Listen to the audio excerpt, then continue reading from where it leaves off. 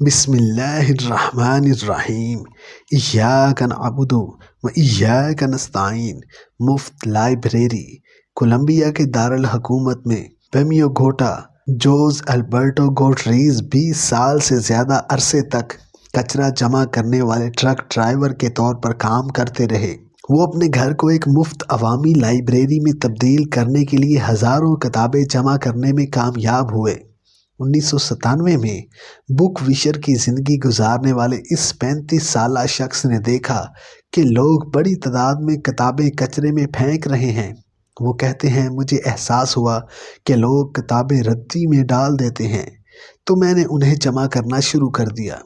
پہلی کتابیں جو انہیں ملیں وہ عظیم روسی مصنف لیو ٹالسٹائی 1828 سے 1910 کی تھیں، جو ایک الماری میں درجنوں دیگر کتابوں کے ساتھ رکھی تھی۔ اس کے بعد انہوں نے ناولوں، کہانیوں، شاعری اور درسی کتابوں سمیت مختلف کتابیں جمع کر کے انہیں جنوبی بوگوٹا کے ضلع مویا گلوریا میں اپنے گھر میں محفوظ کرنا شروع کر دیا۔ جیسے جیسے سال گزرتے گئے، ان کا گھر ناخواندگی کے اندھیرے سے نکل کر دی لٹل پرنس، دی صوفیانہ دنیا اور مرحوم نوبل انعام یافتہ گیبریل گارسیا مارکیز کی کتابوں سے بھر گیا۔ وقت گزرنے کے ساتھ پڑوسی کتابیں ادھار لینے آنے لگے، کیونکہ ہمسایوں کو کتابوں کی کمی کا سامنا تھا۔ سن 2000 میں جوز، ان کی بیوی اور 3 بچوں نے 90 مربع میٹر کے گھر کی پہلی منزل کو ایک عوامی لائبریری میں تبدیل کر دیا اور اسے الفاظ کی طاقت کا نام دیا۔ یہ پہل تمام توقعات سے بڑھ کر ایک بڑی کامیابی ثابت ہوئی، یہاں تک کہ غیر ملکیوں سمیت کئی افراد نے رضاکارانہ طور پر اس کے لیے کام کرنا شروع کر دیا۔ جوز کہتے ہیں، شاید یہ دنیا کی پہلی لائبریری ہے جو آنے والوں کو کتابیں مفت فراہم کرتی ہے۔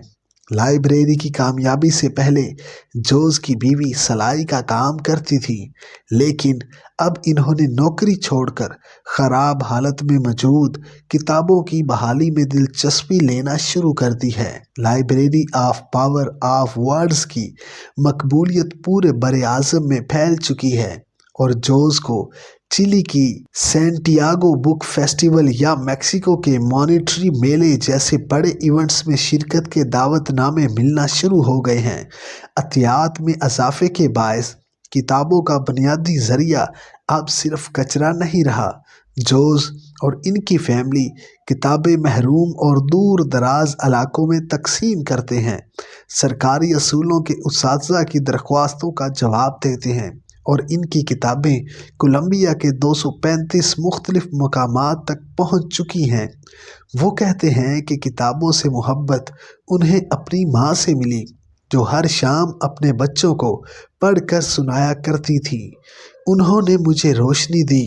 جب جوز جوان تھے تو وہ اپنی تعلیم جاری نہ رکھ سکے، لیکن لائبریری پروجیکٹ شروع کرنے کے بعد انہوں نے اپنی تعلیم مکمل کرنے کا فیصلہ کیا۔